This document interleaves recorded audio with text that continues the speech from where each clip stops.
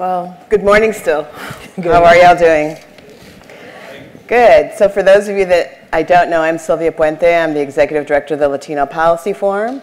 We're a small nonprofit organization here in Chicago that really focuses on policy issues primarily at the state level to improve education outcomes, promote just immigration reform, create affordable housing, and strengthen the leadership of the Latino community. And so while our issues are not directly jobs and wealth creation, we at the Latino Policy Forum believe that the pillars of economic mobility are education, immigration, and housing. But I'm going to focus most of my remarks in our conversation with Linda on our leadership program. We have an 8-year history of promoting leadership development within communities, and the second year of doing that within Latino and African American communities. And I'll share a little bit more about that. So good morning. I'm with Cedar Concepts Corporation. We're a chemical manufacturer on the south side of Chicago. We just completed the construction of our second plant, which is extremely sustainable. We have over 100 solar panels, wind turbines, and a solar wall. And I'm extremely a strong proponent of manufacturing, both throughout the state of Illinois. I believe in the types of jobs that are available. I sit on an organization called the Illinois Manufacturers Association, and I'm always disturbed when I'm sitting there and I hear that we have 35,000 openings for which we cannot find people to fill those positions. I think also, since I'm in the chemical business, I talk a lot about STEM, and that is careers in science, technology, engineering, and math, because I'm sorry, I don't care what field you are in today, you are not going to be employable unless you have one of those in your background.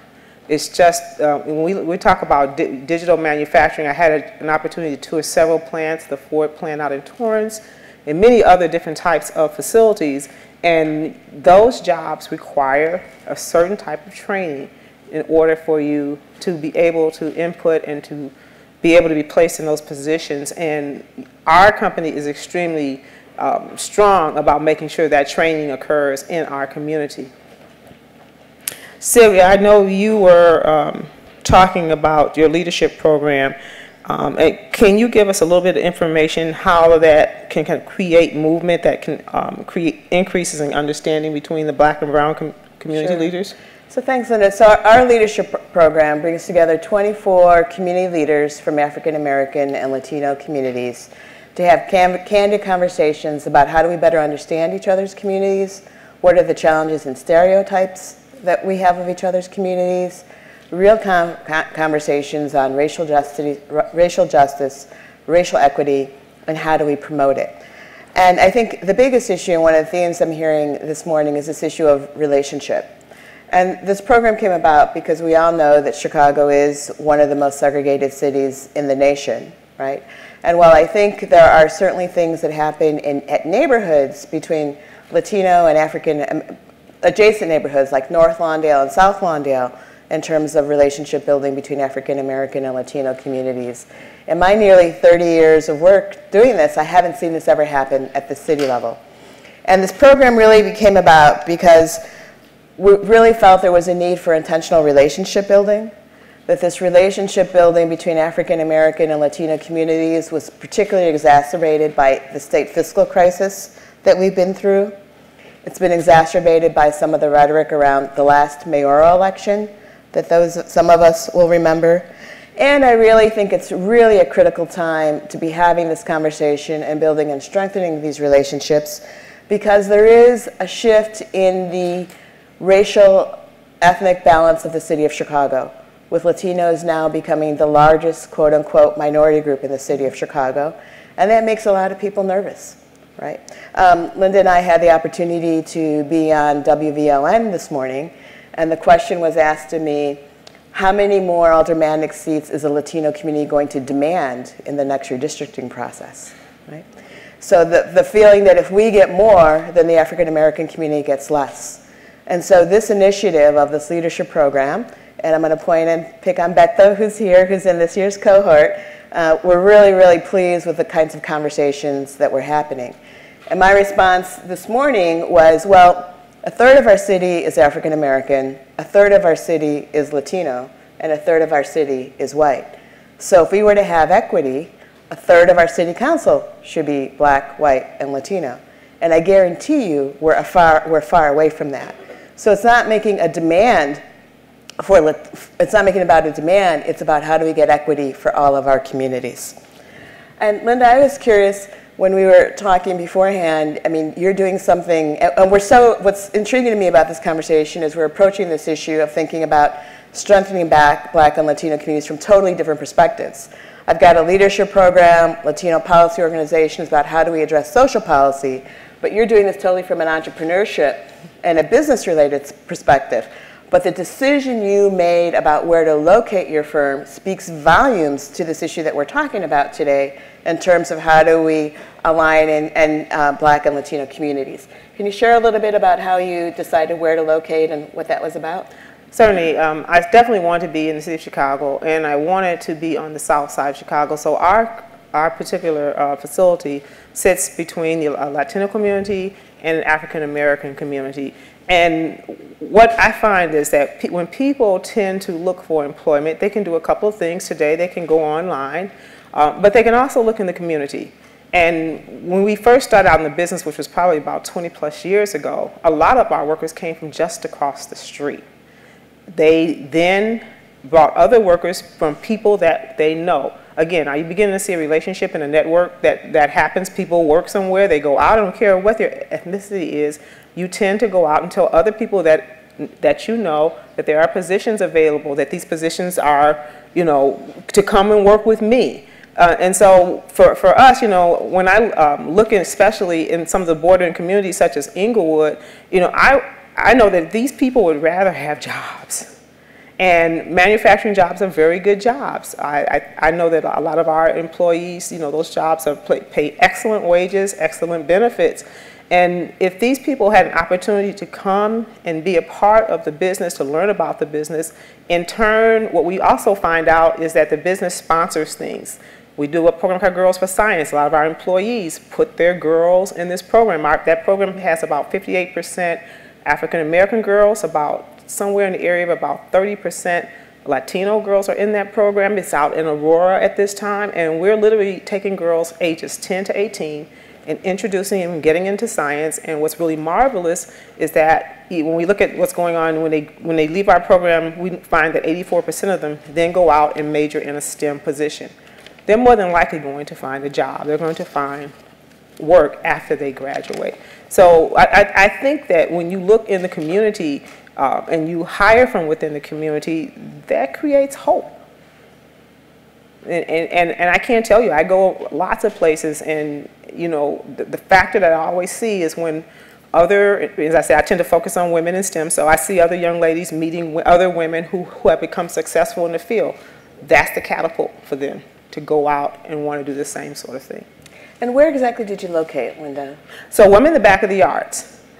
So if you know about the old back of the yards, the old stockyards area in the city of Chicago. And what's interesting is I got a call from the city, and the city said, you know, once your plant went up, well, now we have 2 other facilities that are brand new that are going up. And I'm not sure about the data, that there's data out there that indicates for every job that you create within the city, there's support things that need to come along to support the people who work there. I was at a nonprofit organization, and there were a lot of CEOs from the city of Chicago, and someone stood up and said, why don't you put your businesses out near these communities? They didn't answer the question. I really would like to see them answer the question, because that would change those communities. There has to be jobs in those communities. I think it's just so interesting, because we're talking about this whole question of economic mobility, right? And how do we really foster that in all of our communities? And you know, obviously I'm not familiar with your sector, but it seems to me like it's pretty unusual and not that novel. Well, so much of the business growth we see in our communities is entrepreneurship, right? And we see a vibrant commercial, but it's small entrepreneurship where we see in terms of vibrant commercialships, which are really small mom and pop operations for the most part, right? So that what you're doing, I think, is just so extraordinary, and that it's really about, obviously, a chemical plant at the intersection of a Black and brown community in the city of Chicago. What were the challenges and hurdles or lessons learned in moving forward to create locate and grow your business in that area? Well, I think, there were a couple of them. One, I had never built a plant within the city of Chicago, and there had not been one built within the city of Chicago in over 50 years. And the first thing they told me is we couldn't have any hazardous chemicals. And then I'm going, okay, this is not going to work out. I don't think they quite understand. But we were able to overcome that. It slowed us down a bit during the permitting process. What I find as a African-American entrepreneur is that I'm always still trying to validate the fact that I am capable of handling the business. I don't care at what level you are, you need that someone that validates that you are definitely okay for this business. It doesn't matter that I have a Procter & Gamble, we're sending 20 million pounds to them, or a Clorox, and we're sending 20 million pounds to them. The bottom line is I'm still always asked, well, can she do the job?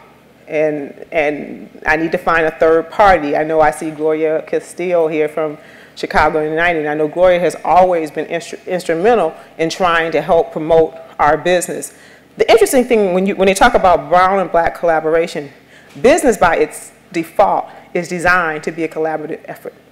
I don't care what ethnicity you are. So if you start at a certain level, you might have your mom and pop give you a loan for maybe a storefront. But if you grow that business and you get to the next level, you might have a bank involved. But if you want to get that business to that upper level, now you're talking about equity. That's collaboration. And, I think that's something that we tend to sometimes fear in our communities. Yeah. And I want to just share a little bit more about our leadership program, because there are a number of leadership initiatives that are emerging around the city. We like to think that ours is pretty unique in that we say it's a focus on transformational leadership. There is a real integration of the arts, and there is a real integration of culture.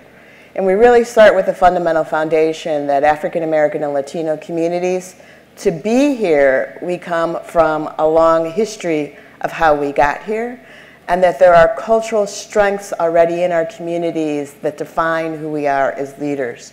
And being able to have that conversation, I mean, we can talk about strategic planning, we can talk about networking, we can talk about all the other things that are essential for leadership development. But what we really start with is the cultural core of who we are as African American and Latino community leaders. And as just one example of that I think is a really powerful example, we open our Leadership Academy at the Field Museum in the Maori House. And the Maoris, you may know, are an indigenous Aboriginal tribe from down under. And they believe that that house is actually a living being. And the first time these Leadership Academy participants meet each other, we ask them to bring a picture of their oldest living relative and to speak to how did that relative help you get where you are today. Because we all know that as communities of color, we stand on the shoulders of those that came before us. So really surrounding everything that we do in our Leadership Academy, it's grounded in this cultural aspect of what we need to do to make our city better. It's grounded in this aspect of we're much more, with Latinos and African Americans being 2/3 of this city, we should be the drivers of social change. We should be the drivers of community economic development. And the only way we're going to get there is that if we can do it together versus feeling like we need to compete with each other. I totally agree, Sylvia. One of the things that I know you're extremely active in is policy change. Could you give us a little information on how that affects what you're doing? Sure. Well, we all need to be, I think, a little bit more grounded in policy to have change, but part of what the Latino Policy Forum does, we have spent a lot of time in Springfield this year, and I will say that certainly one of our biggest policy victories is that in school funding reform, we managed to get a $38 million increase for English language learners in the state of Illinois, and that's going to make a huge difference to this next generation of students. And that the State Board of Education basically took all of our recommendations for the impact of English language learners, which were adopted into the state plan. Not headlines, but truly going to make a difference for the future of our children and our education. And so part of what we'll do in our Leadership Academy as well is give people some of the core elements of how do we think about public policy, how do we understand public policy.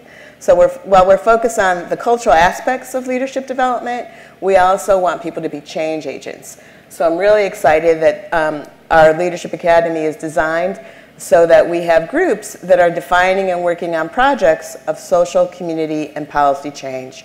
And we're planting the seeds. We're not going to change this overnight.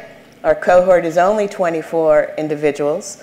But unless we have intentional relationship building, unless we have intentional trust being built, and unless we create the space for that in that conversation, my experience is that it really doesn't happen organically. So that's really what we're trying to do. And certainly there have been some challenges along the way, but I think the success is still, we're going to see the success of this because we're going to have a network of leaders that are connected to each other for the rest of their public life in Chicago. And we're catalyzing that change, we're seeding that change to improve our communities and our neighborhoods in the city of Chicago. I know when I look at it from a manufacturing standpoint, you know, I tend to keep everything extremely simple. People want to work. They want a job that will allow them to take care of their family. I always say go to Disney World. Maybe that's because I like to hang out there. But you know, just to have a good life, and I don't think that changes. No matter who you are. And so when you have to look at, you know, what level of income is required to make that happen, and what sort of jobs are going to provide that. And you know, it's interesting, in an earlier panel, they were talking about the college versus trade paths. And when I sit back and I look at what's happening in the trade paths right now, where we can't find people to take jobs, and these jobs run roughly anywhere from $80,000 a year and up. You can certainly take care of your family with those kinds of jobs and with those kinds of positions. And the fact that we can't fill them, you know, I just think, what would happen if we had 35,000 people in Inglewood ready and prepared, you know, with the education to take those jobs tomorrow? How quickly would Inglewood change? Yeah. So it says here to ask a question, tweet at @AspenLatinos or hashtag Future of Latinos. I don't know if questions will come up here, but we've only got a couple more minutes left. So I thought I'd see if anyone has a question. Will the question show up? Anyone have a question?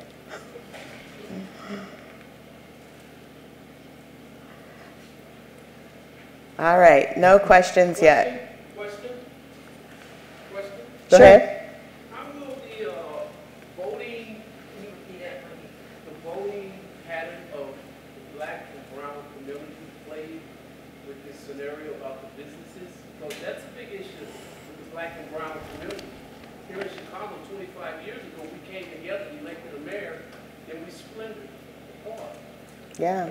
So how can the voting process bring us back together again? Well, voting doesn't do it unless we have relation. Oh, the question was, how will Black and brown voting patterns facilitate or promote this idea of bringing communities together? 25 years ago, we elected a mayor by bringing Black and brown communities together, and that has splintered, right? And my response to that will be, well, voting isn't going to do it. What's going to do it is building trust and building relationships, right? And our program is an intentional effort to do that, and unless we're very deliberate about that, it's not necessarily going to happen on its own. I found that, you know, in my years of doing business, people do business with people they're comfortable with.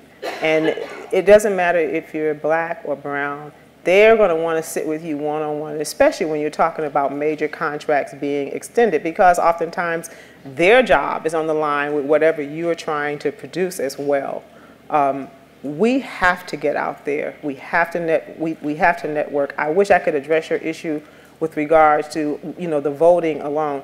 I agree with you. Voting by itself won't change it as much as I think getting on the ground, getting people educated in the right fields, getting them into those positions, building an economic base within this city throughout the black and brown communities so that people can feel comfortable, raise their families, not live in fear, and that is what will change. And that's up to us to make that change.